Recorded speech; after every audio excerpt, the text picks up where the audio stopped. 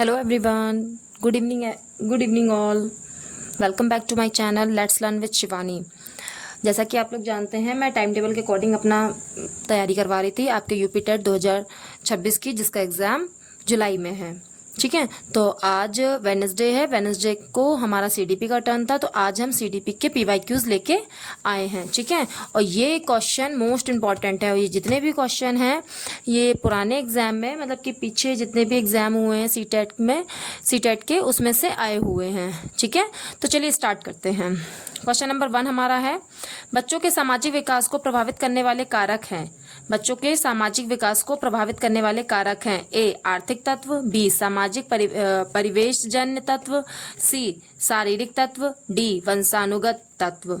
ठीक है, तो इसका करेक्ट ऑप्शन क्या होगा? बी सामाजिक परिवेशजन्य तत्व। ठीक है, नेक्स्ट हमारा क्वेश्चन है क्वेश्चन नंबर 2, निम्न में से कौन सा शारीरिक विकास का एक प्रमुख नियम है? ठीक है, शारीरिक विकास का एक प्रमुख नियम है। ये यूपी टेट के एग्जाम में ये क्वेश्चन कई बार आया है, इसलिए मैंने यहाँ पर इम्पोर्टेंट लिख दिया है। ठीक है, यूपी टेट के इससे पहले जितने एग्जाम हुए हैं उसमें से ये क्वेश्चन कई बार आया है। तो इसके ऑप्शन देखते हैं। ए मानसिक विकास से भिन्नता का नियम, बी अनियमित विकास का नियम, सी द्रुतगामी विकास का नियम, डी कल्पना और संवेगात्मक विकास से संबंध का नियम। तो इसका ऑप्शन सी द्रुतगामी विकास का नियम सही है। ठीक है, क्वेश्चन नंबर, इसके बाद नेक्स्ट क्वेश्चन है हमारा क्वेश्चन नंबर 3, निम्न में से कौन सा विकास का सिद्धांत नहीं है? ठीक है, इसमें क्या देखना है? निम्न में से कौन सा विकास का सिद्धांत नहीं है। ये नहीं वाले क्वेश्चन में थोड़ा ध्यान दीजिएगा, क्योंकि ये थोड़े से कंफ्यूज कर देते हैं। ठीक, ऑप्शन ए अनुकूलित प्रत्यावर्तन का सिद्धांत, बी निरंतर विकास का सिद्धांत, ऑप्शन सी परस्पर संबंध का सिद्धांत, डी समान प्रतिमान का सिद्धांत।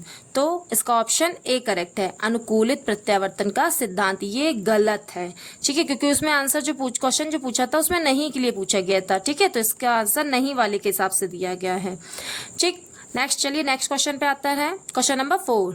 ये भी इंपॉर्टेंट है, ये भी यूपी टेट के एग्जाम में कई बार आया है। ठीक है, यूपी टेट के एग्जाम में इस टाइप के क्वेश्चन बहुत आते हैं, कॉन्सेप्ट वाले और के नाम वाले, इस तरह से बहुत सारे क्वेश्चंस आते हैं। तो नेक्स्ट हमारा क्वेश्चन नंबर 4 है, विकास के परिणाम स्वरूप नवीन विशेषताएं और नवीन योग्यताएं प्रकट होती हैं, यह कथन किसने दिया है? ठीक है, कथन वाले जो क्वेश्चंस होते हैं ये उसमें यूपी टेट एग्जाम में बहुत आते हैं। ठीक है, ए गेसेल ने, बी हरलॉक ने, सी मेरिडिथ ने, डी डगलस और हॉलैंड ने। ठीक है, तो हमारा ऑप्शन बी हरलॉक सही है। ठीक है, नेक्स्ट हमारा क्वेश्चन है क्वेश्चन नंबर 5। क्वेश्चन नंबर 5 का क्या है? मूल प्रवृत्तियों को 14 प्रकार से किसने वर्गीकृत किया है? मूल प्रवृत्तियों को 14 प्रकार से किसने वर्गीकृत किया है? ए ड्रेवन ने, बी मैकडूगल ने, सी थॉर्नडाइक ने, या डी वुडवर्थ ने। ठीक है, तो इसका आंसर क्या है? ऑप्शन नंबर बी मैकडूगल ने। ठीक है, ऐसे ही हमारा नेक्स्ट क्वेश्चन है, किसी दूसरी वस्तु की अपेक्षा एक वस्तु पर चेतना का केंद्रीकरण अवधान है, यह कथन किसका है? ठीक है, ये कथन वाले क्वेश्चन है, ये जो मोस्ट इंपॉर्टेंट है। ठीक है, तो किसी दूसरी वस्तु की अपेक्षा एक वस्तु पर चेतना का केंद्रीकरण अवधान है, यह कथन किसका है? ए डिम्बल का, बी रॉस का, सी मन का, डी मैकडूगल का। तो ऑप्शन ए डिम्बल का करेक्ट है। ठीक है, जो हमारा कथन है, किसी दूसरी वस्तु की अपेक्षा एक ही वस्तु की चेतना का केंद्रीकरण अवधान, ये किसका कथन है? डिम्बल का। नेक्स्ट क्वेश्चन क्वेश्चन नंबर 7, निम्न में से कौन सा सीखने के मुख्य नियमों में शामिल नहीं है? ठीक है, मुख्य नियमों में शामिल नहीं है। ठीक है, तो इसमें 3 हमारे करेक्ट होंगे और 1 हमारा ऑप्शन इनकरेक्ट होगा, वही इसका सही होगा। ठीक है, ए तत्परता का नियम, बी अभ्यास का नियम, सी बहु अनुक्रिया का नियम, एंड डी प्रभाव का नियम। तो देखिए तत्परता का नियम, अभ्यास का नियम, ये तो मोस्ट इम्पॉर्टेंट है सीखने में, ठीक है, रेगुलरिटी और प्रैक्टिस, ठीक है। प्रभाव का नियम ये भी है, लेकिन एक ऑप्शन नंबर सी बहु अनुक्रिया का नियम ये थोड़ा सही नहीं है, इसलिए हमारा नहीं वाला जो है शामिल नहीं है, तो वो पूछा गया है। तो हमारा ऑप्शन सी बहु अनुक्रिया का नियम सही है, ठीक है। चलिए नेक्स्ट क्वेश्चन पे आते हैं। ये भी हमारा मोस्ट इंपॉर्टेंट क्वेश्चन है जो यूपी टेट के एग्जाम में कई बार आया है, ठीक है। 12 वर्ष से 16 वर्ष के बच्चों के लिए हिंदी में डॉक्टर एस जटोला ने कौन सा परीक्षण प्रतिपादित किया है? तो चलिए देखते हैं डॉक्टर एस जटोला ने कौन सा परीक्षण प्रतिपादित किया है। ए अशाब्दिक बुद्धि परीक्षण, बी साधारण मानसिक योग्यता परीक्षण, सी आर्मी अल्फा परीक्षण, डी चित्रांकन परीक्षण। तो ऑप्शन बी साधारण मानसिक योग्यता परीक्षण, ये किसने दिया है? डॉक्टर एस जलोटा ने, ठीक है। चलिए नेक्स्ट क्वेश्चन की तरफ बढ़ते हैं। क्वेश्चन नंबर 9, बुद्धि के द्विकारक सिद्धांत, टू फैक्टर थ्योरी, बुद्धि के द्विकारक सिद्धांत का प्रतिपादक किसने किया? ठीक है, क्वेश्चन मैं फिर से रिपीट कर रही हूँ। बुद्धि के द्विकारक सिद्धांत टू फैक्टर थ्योरी का प्रतिपादक किसने किया है? ए थॉर्नडाइक ने, बी स्पेयरमैन ने, सी वर्नन ने, डी स्टोन ने। तो ऑप्शन बी स्पेयरमैन ने, ठीक है। नेक्स्ट क्वेश्चन पे की तरफ आते हैं। क्वेश्चन नंबर 10 हमारा है, निम्न में से कौन सा युग्म सही नहीं है? युग्म सही नहीं है, ठीक है। ऑप्शन ए सीखने का उद्दीपक अनुक्रिया सिद्धांत, ये थॉर्नडाइक ने दिया, ये तो सही है। बी सीखने का क्रिया प्रसूत अनुबंधन सिद्धांत, बी एफ स्किनर ने दिया, ये भी सही है। सी सीखने का क्लासिकल सिद्धांत पावलोव ने दिया, ये भी सही है। डी सीखने का समग्र सिद्धांत मिस्टर हल ने दिया, ये गलत है, ठीक है। ये सिद्धांत मिस्टर हल ने नहीं दिया था, तो इसीलिए हमारा ऑप्शन डी करेक्ट है, सीखने का समग्र सिद्धांत हल, ठीक है, क्योंकि यहाँ पर युग्म सही नहीं वाला बताना है, तो ये वाला पेयर सही नहीं है। चलिए नेक्स्ट क्वेश्चन में आते हैं। क्वेश्चन नंबर 11, इनमें से किनका नाम सृजन शास्त्र के पिता फादर ऑफ इंग्योनिज से जुड़ा हुआ है? ए क्रॉ एवं क्रॉ का, बी गॉल्टन का, सी वर्थ का, डी रॉस का। तो ऑप्शन बी गॉल्टन का, ठीक है।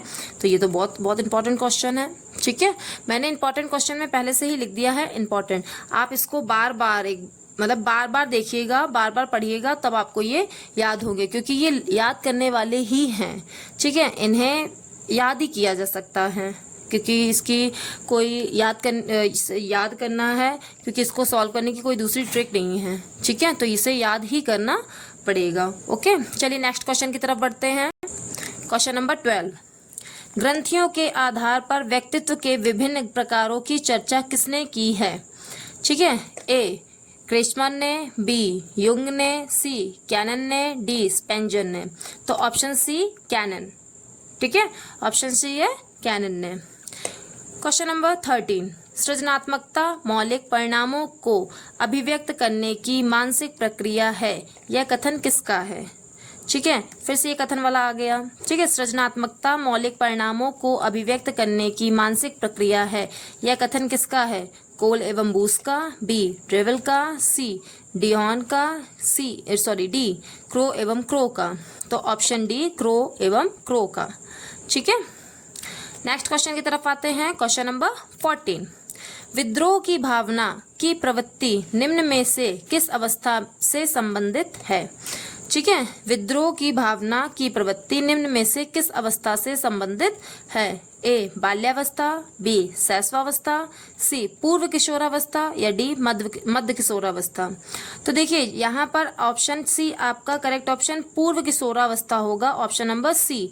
लेकिन बाय चांस अगर आपके क्वेश्चन में ये वाला ऑप्शन नहीं दिया जाता है, तो इसका आंसर बाल्यावस्था भी करेक्ट है, ठीक है। इसका आंसर बाल्यावस्था भी करेक्ट है, लेकिन तब करेक्ट है जब पूर्व किशोरावस्था नहीं दिया जाएगा। अगर यहाँ पर पूर्व किशोरावस्था दिया गया है तो सबसे बेस्ट आंसर यही है। ओके स्टूडेंट्स, चलिए नेक्स्ट क्वेश्चन की तरफ चलते हैं।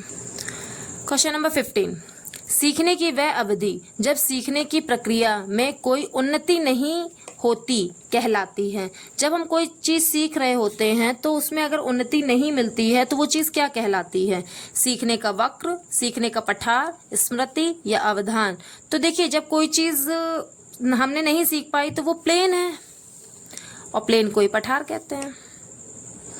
ठीक है, तो ऑप्शन बी सीखने का पठार करेक्ट है। नेक्स्ट क्वेश्चन, क्वेश्चन नंबर 16, बुद्धि लाब्धी IQ निकालने का सूत्र क्या है? ऑप्शन नंबर ए मानसिक आयु गुणे वास्तविक आयु, या ऑप्शन नंबर बी वास्तविक आयु गुणे मानसिक आयु, ऑप्शन नंबर सी मानसिक आयु बटे वास्तविक आयु गुणे 100, या फिर वास्तविक आयु प्लस मानसिक आयु। तो ऑप्शन सी करेक्ट है, मानसिक आयु बटे वास्तविक आयु गुणे 100।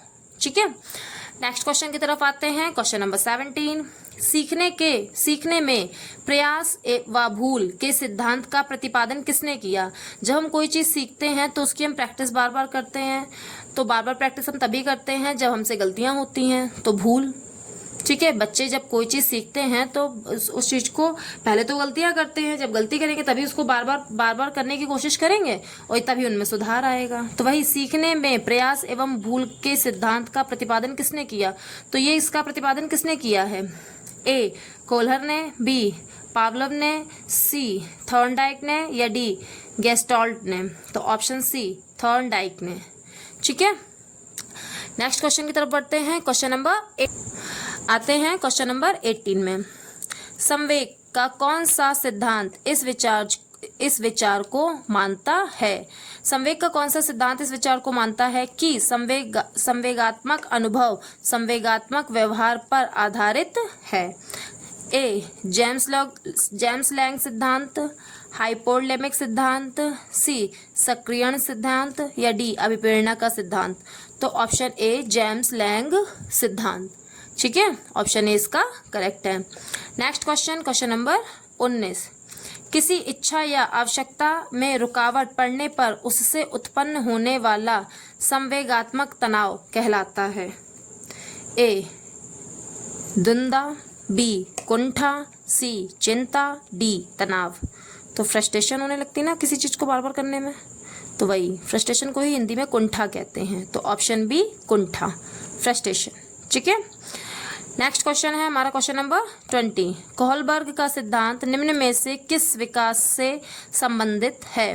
कोहलबर्ग का सिद्धांत निम्न में से किस विकास से संबंधित है? भाषा का विकास, सामाजिक विकास, नैतिक विकास, या शारीरिक विकास। तो ऑप्शन सी नैतिक विकास। ठीक है, चलिए नेक्स्ट क्वेश्चन की तरफ चलते हैं। नेक्स्ट क्वेश्चन हमारा है क्वेश्चन नंबर 21। क्या है ये? अभिक्रमायोजित अधिगम का प्रत्यय किसने दिया था? अभिक्रमायोजित अधिगम का प्रत्यय किसने दिया था?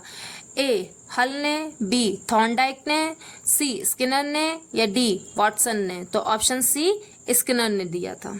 ठीक है, ऑप्शन सी क्या है? Skinner. Next question, question number 22, जब पूर्व का सीखा गया ज्ञान कई परिस्थितियों में सीखने पर कोई प्रभाव नहीं डालता तो यह कहलाता है। इस टाइप का क्वेश्चन, इसकी लैंग्वेज थोड़ी सी चेंज कर दी गई है, हम पहले भी पढ़ चुके हैं, जिसका आंसर था सीखने का पठार। ठीक है, तो इसमें क्या, जब पूर्व का सीखा गया ज्ञान नई परिस्थितियों में सीखने पर कोई प्रभाव नहीं डालता, मतलब जब हम कुछ नया सीखते हैं उसमें कोई इफेक्ट नहीं पड़ता है, तो उसे क्या कहते हैं? ए अधिगम का शून्य स्थानांतरण, बी अधिगम का सकारात्मक स्थानांतरण, सी अधिगम का नकारात्मक स्थानांतरण, या डी इनमें से कोई नहीं। तो ऑप्शन ए अधिगम का शून्य स्थानांतरण, क्योंकि उसने कुछ नहीं सीखा इसलिए क्या होगा? शून्य।